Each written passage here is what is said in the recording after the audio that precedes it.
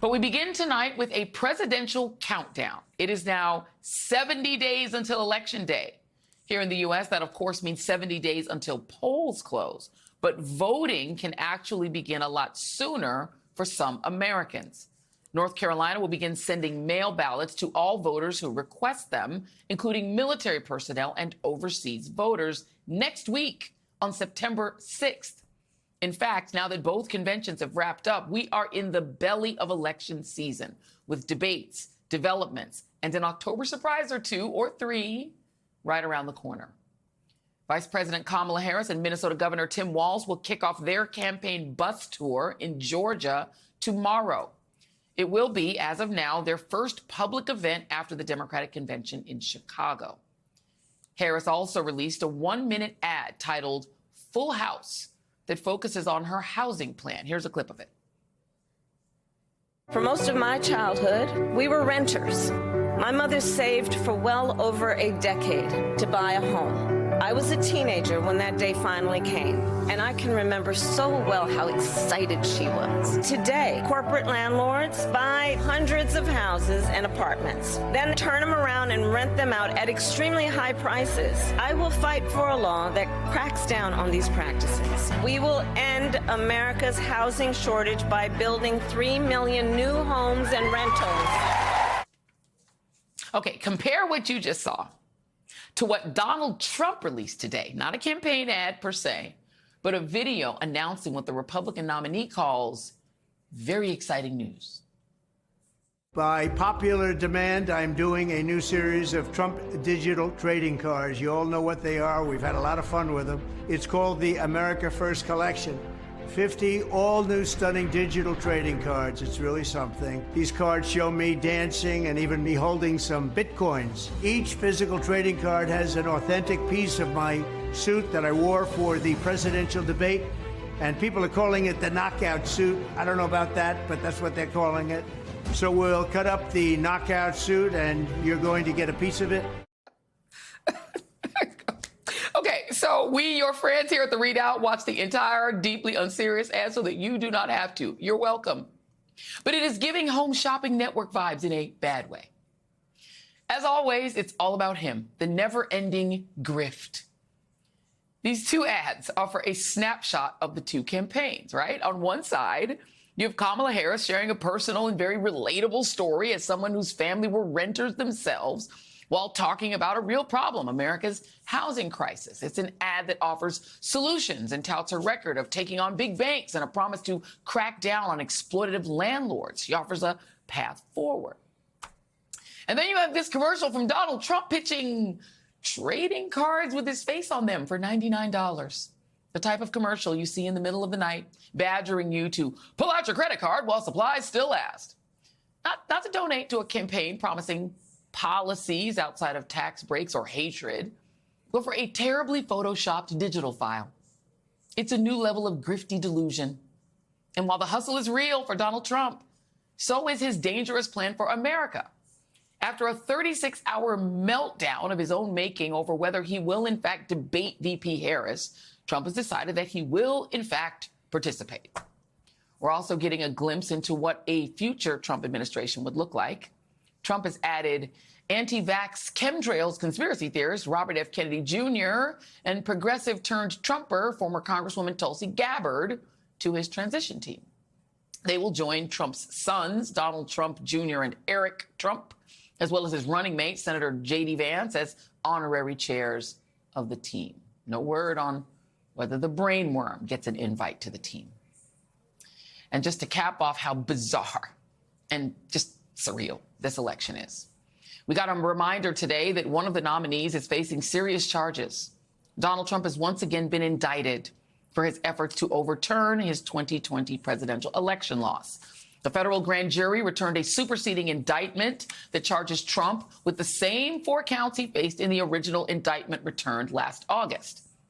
A slimmed-down indictment comes after the right-wing majority Supreme Court largely sided with Trump when it ruled in July that presidents have immunity for official acts. And joining me now is Congressman Eric Swalwell of California, Maria Teresa Kumar, President and CEO of Voto Latino, and David Jolly, MSNBC political analyst and a former Republican congressman who, for some reason, I still cannot discern, is no longer affiliated with that party. We're going to figure it out one day. We're going to keep working at it. But I do want to go to Congressman Swalwell first. I want to get your reaction to this superseding indictment, Congressman, because it is Jack Smith being persistent, coming back, taking out all the DOJ-related things that John Roberts and company said are official acts somehow. What do you make of this new indictment?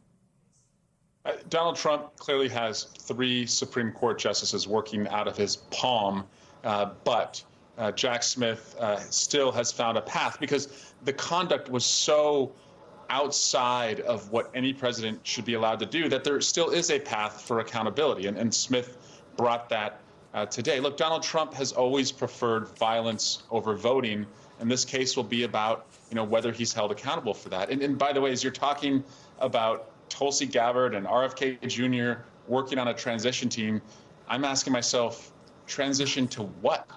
Transitioning back to the courtroom because he's going to be a civil defendant and a criminal defendant again? But he sure as hell is not going to be transitioning to the White House. And certainly with those as the people helping him lead government, it signals to all of us what kind of White House it would be.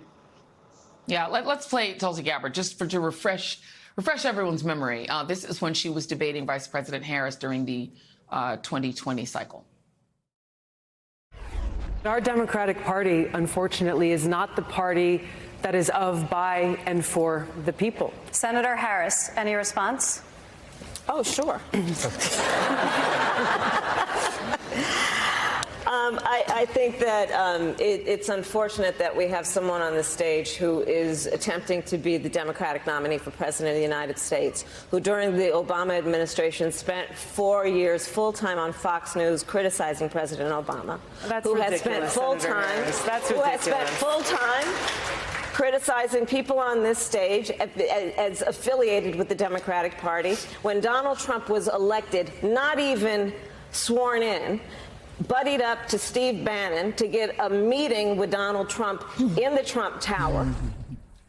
MTK. I shall note right now that that lady Tulsi Gabbard is doing the debate prep, playing Kamala Harris in Donald Trump's debate prep.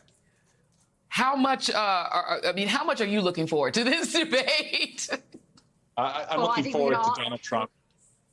Sorry, go ahead. I think MTK first. So I think we can all level set. We are all on the same page that Tulsi Gabbard is no Vice President Kamala Harris. So good luck with him actually being able to go toe-to-toe with Tulsi, because he has no chance with the Vice President. But I do think, in a very serious note, the fact that there are federal indictments that were once again filed and that the DOJ is very clear on what he's going after, for everybody tuning in to us tonight, Joy, it's really important that one of the things that he struck and reminded the American people that he is going after Donald Trump is that Donald Trump, in his shenanigans on January 6th, was trying to vacate 80 million voters. It was the biggest act of voter suppression that we have seen, not only televised, but documented. We have the receipts.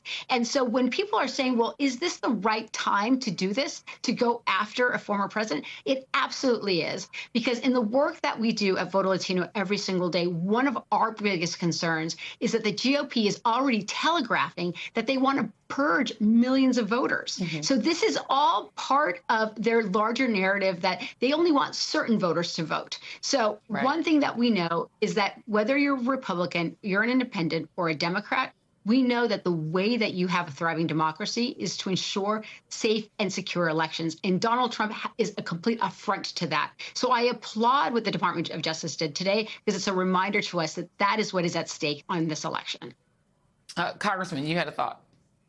Yeah, just on the debate, by the way, it's nice to see that he wants to be a part of it again. But let's be real. He agreed to debate not because he suddenly found courage, but because he was being crushed for not debating. And he knows that he dodged the debate, and the public knows that he chickened out. But I still believe his instinct is always to run away from a fight, whether it was the draft, 50 years ago, or this fight now. So until he shuffles on the stage, who knows if he's going to show up? The chicken sounds might have triggered him a little bit. David Jolly, let me get you in here. The thing that Kamala Harris and Tim Walz are doing, and the Harris ad, I think, really points to it, is they really are zeroing in on specific economic plans and getting to the things that are really bugging people, like the cost of rents and housing. And so let me just look at some of the sort of polls that were, or their policies who have been compared. Moody's took a look at it. Kamala Harris's spending and tax rates would cost $2 trillion, but their revenues would be $5 trillion.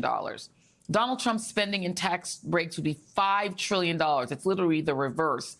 And his tariffs would knock us down $3 trillion. So he would create deficits, massive deficits. She would actually put us on the plus side. How important is that data is out there? David. Oh, it's critically important, Joy. And I appreciate that Donald Trump did a commercial about trading card ads, because now I know what to get Swalwell for Christmas. Buddy, they're coming your way. Count me too. But look, yeah. Well, I wouldn't insult you like that, Maria Teresa. Just sit there. But look, here's why it's so critical. Yeah, this idea of a honeymoon, this is not a honeymoon. Don't call this a honeymoon anymore. Vice President Harris has overtaken the lead over Donald Trump, and she has done it on substance. And coming off the convention, sure, you have momentum from a perfectly run convention, a powerful week with really incredible Democratic speakers, some Republican speakers, and then Vice President Harris herself on Thursday night. But now she has the opportunity to really deliver the goods. And what we have all talked about all year is that the Biden-Harris administration needs to play offense on the state of the country. Inflation's coming down and real wages are going up. The stock market's at an all-time high. Housing, home ownership is actually still at all-time highs, though it's getting out of reach, and Kamala Harris wants to do something about it. Access to health care and education, investments in infrastructure. And so right now you have Donald Trump hawking trading cards, and the opportunity for Vice President Harris to talk about policies